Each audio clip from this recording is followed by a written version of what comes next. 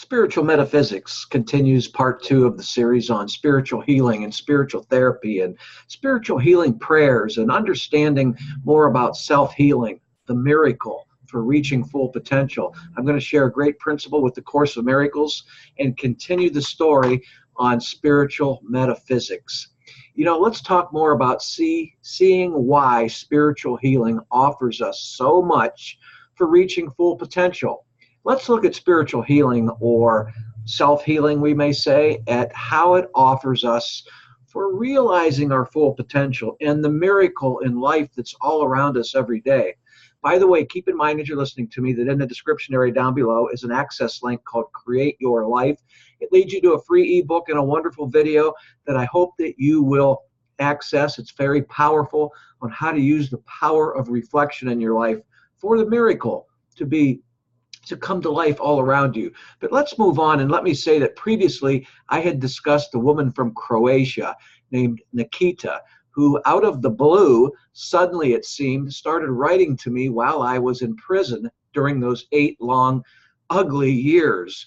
Now realizing today, spiritual metaphysics, I see brighter light in how and why she felt the need to contact me and lend me some inspiration to remain with optimistic outlook while I was finishing my time in prison.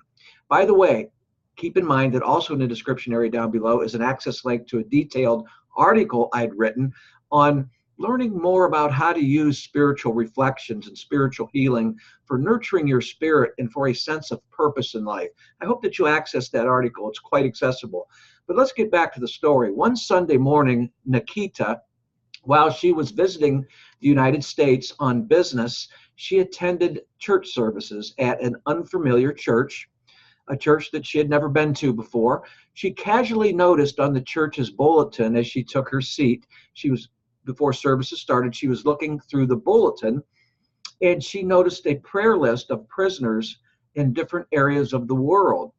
While Nakita was looking at the prayer list, there was a couple, husband and wife, sitting next to her, and they realized that she was an unfamiliar presence at the church.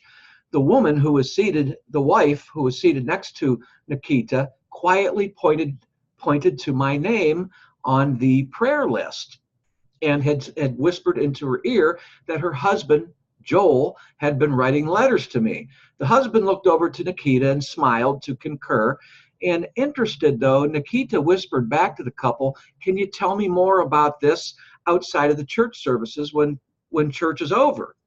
The two conversed with Nakita while escorting her to the parking spaces where they seemed to kind of be parked in the same area. Then they stopped at the couple's car.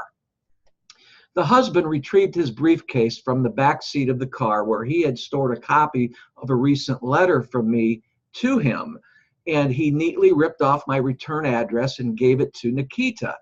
The husband, Joel, who is the world-class cello player, a cellist that I'd spoken of earlier, that I'd also discussed in my book as well, made a slight reference to my interest in the Course in Miracles for whatever reason.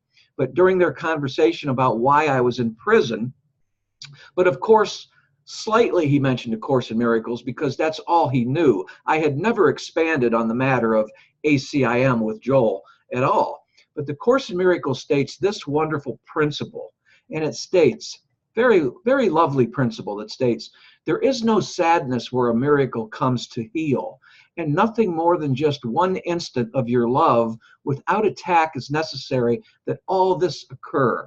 Let me read that again to you, but keep in mind I've also noted those words down below here at YouTube as well. The Course in Miracles states, there is no sadness where a miracle has come to heal, and nothing more than just one instant of your love without attack is necessary that all this occur.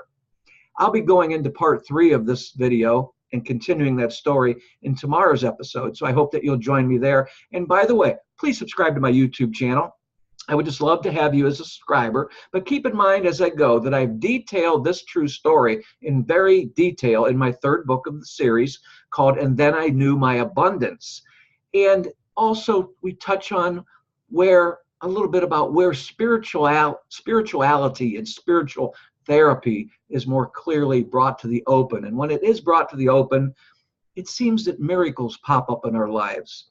Once again, please subscribe to my YouTube channel. And as always, I hope you're thinking a lot about your own life and all the miracle, the miraculous beauty that is sitting inside of you, just waiting to be reflected to the outer world, and where you will experience everyday miracles in your life.